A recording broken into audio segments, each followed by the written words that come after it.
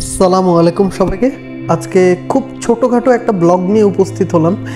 আমি চলে গিয়েছিলাম ছাগলনাইয়ায় আমার দাদু বাড়িতে। সেই দাদু বাড়ির নাম ছিল মটুয়া, যেখানে সেখানকার মানুষেরা মুটবা নামেও বলে থাকে।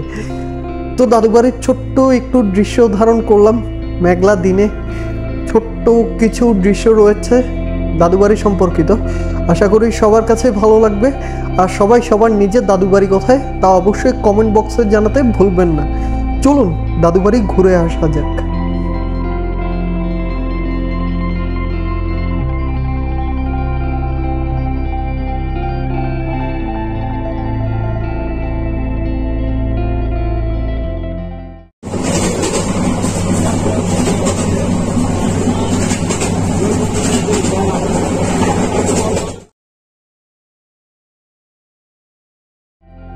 আপনারা আপনাদের মোবাইলের স্ক্রিন কিংবা টিভিতে যে মানুষটিকে এখন দেখছেন তিনি হলেন আমার বড় ফুফু এবং আমার আব্বুর বড় বোন।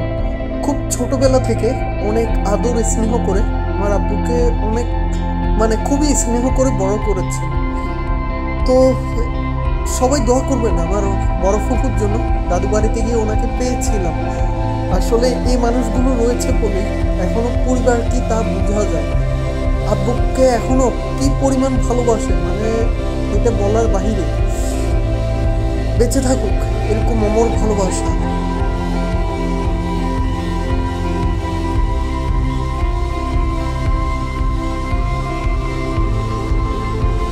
আর সবাই সবার দাদু বাড়িটা অবশ্যই কমেন্ট বক্সে শেয়ার করবেন। এখন স্ক্রিনে যে বাড়িগুলো দেখতে পাচ্ছেন এবং উঠান, এটাই আমার দাদু বাড়ি। এবং সেই দাদু বাড়ির উঠানে আমার বড় ফুফু বসেছিলেন যখন আমি ভিডিওটা করছিলাম।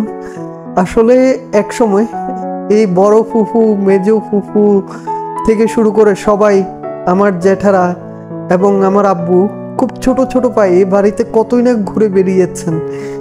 সেই শৈশবের দিনগুলো কথা মনে উঠলে নিজের কাছে কেমন লাগে ওইটা কখনো বলে বুঝাতে পারি না।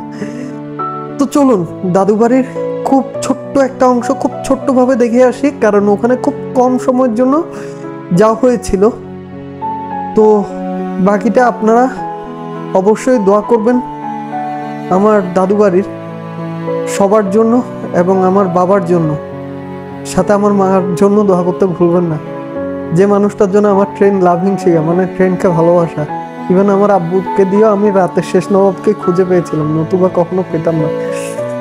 তো চলুন বাকিটা পথ সূচনা করা যাক নিঃশব্দতায়।